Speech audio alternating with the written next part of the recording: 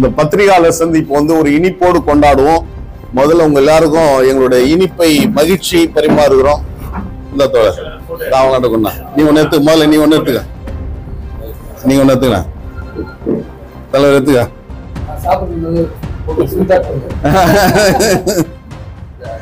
ஆச்சி Royal gulab jamun packs, ஒன்று வாங்கினால் ஒன்று இலவசம்.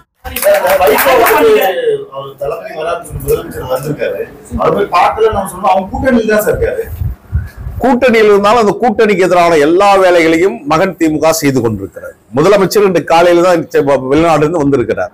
அந்த செய்தி ஊடகத்திலையும் பத்திரிகையிலும் இன்றைக்கு பரபரப்பாகி அவர் எதெல்லாம் சாதித்துட்டு வந்திருக்கிறார் என்று அது பெரிய அளவில் பேசப்பட்டிருக்கின்ற வேலையில் வந்து இப்போது பிரேக்கிங் நியூஸ்ன்ற மாதிரி அதை சீர்குலைப்பதற்காகத்தான் மகன் திமுக இதை செய்திருக்கிறது என்ற குற்றச்சாட்டை நான் பதிவு செய்ய விரும்புகிறேன்.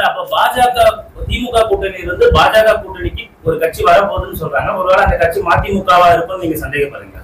அது நான் ஏற்கனவே சொல்லியிருக்கேன். ஏற்கனவே அவர் வந்து வெளிநாட்டில் படிக்க சென்ற மாணவர்கள் ரஷ்ய ராணுவத்தில் சேர்ந்திருக்கிறார்கள் ஒரு பொய்யான அவதூறான குற்றச்சாட்டை துரை சொன்னார். ரஷ்யா ராணுவம் என்பது உலகத்தின் மிகப்பெரிய ராணுவம். உலகத்தில் அமெரிக்கா ரஷ்யாவுக்கு நிகரான ராணுவ பலம் எங்கேயுமே இல்லை. ஏதோ அவர்கள் ஏதோ கூலிப்படையில் வைத்து நடத்துவதை போன்று ஏதோ மாணவர்களை கொண்டு அவர்கள் யுத்தம் நடத்துகிறார் அந்த குற்றச்சாட்டை துரை வைத்துக் கொண்டு வருகிறார். அது ஒரு தவறான முன்மாதிரி. ஒரு நாடை குறை சொல்கின்ற அதிகாரம் படைத்தவர் நீங்கள் அல்ல. அதற்காக வெளியுறவு கொள்கைகள் இருக்கிறது. அந்த வெளியுறவு கொள்கை என்ன என்பதை அதற்கான அமைச்சர் இருக்கிறார், பிரதமர் இருக்கிறார். ஏன் அதையெல்லாம் செய்யாமல் குறைந்தபட்சம் தமிழ்நாட்டுடைய முதலமைச்சர் தளபதி அவர்கள் பொறுப்பேற்றதற்கு பின்னால் வெளிநாடு வாழ் தமிழர் நலத்துறையை முதல்மாக உருவாக்கினார். மாண்புமிகு அமைச்சராக மஸ்தான் இருந்தார். இப்போது நாசர் அவர்கள் இருக்கிறார்கள். அவரிடம் இது குறித்து வேண்டுகோள் வைத்திருக்கலாம்.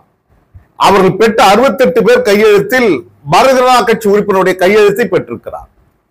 எனவே பாஜகவுடைய கையெழுத்தை பெற்றதே குற்றம் என்பதுதான் நாங்கள் குற்றச்சாட்டாக வைத்திருக்கிறோம். இது கள்ள கூட்டணி பாஜகவுடன் இருக்கிறது என்பதை நான் பதிவு செய்திருக்கிறேன். எனவே அவர் கூட்டணி பாஜகவுடன் செல்ல வேண்டும் என்ற திட்டம் விரைவில் நடைபெறும்.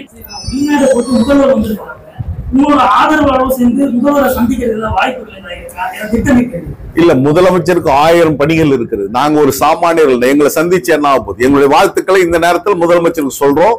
ஒரு பல கோடி லட்சம் பல்லாயிரக்கணக்கான கோடியை முதலீடாக பெற்றிருக்கிறார். இந்த பணியை யாரு செய்திருக்கணும் அப்படின்னா மாண்புமிகு இந்திய பிரதமர் தான் வெளிநாடுகள் சென்று கொண்டு வந்திருக்கணும். ஒரு எதிர்கட்சி தலைவராக இருப்பவர் என்பது தி ஷேடோ பிரைம் மினிஸ்டர் என்று சொல்வார்கள். ஒரு நிழல் பிரதமராக அண்ணன் தலைவர் தளபதி அவர்கள் உலகம் முழுவதும் சென்று முதலீடுகளை கொண்டு வருகிறார். அவரை பாராட்ட வேண்டிய களத்தில் தமிழ்நாடு இருக்கிறது. நாட்டு மக்கள் அவர்கள் பக்கபலமாக இருக்க வேண்டும். 2026ஆம் ஆண்டு தேர்தல் அண்ணன் தலைவர் தளபதிக்கான தேர்தலாக நிச்சயம் அவர் மீண்டும் முதலமைச்சராக பொறுப்பேற்கின்ற சூழலாகத்தான் அமையும் என்பதை நான் திடமாக சொல்லிக் கொள்ள விரும்புகிறேன்.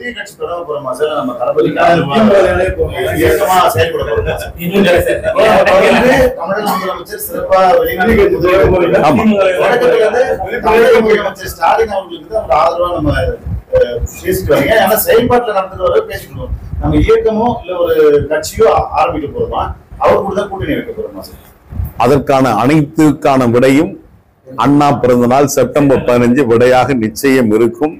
உங்களுடைய கேள்விக்கான பதில் அன்று நிச்சயம் இருக்கும். ஆச்சி ராயல் குலோப் ஜாமுன் பேக்ஸ், ஒன்று வாங்கினால் ஒன்று இலவசம்.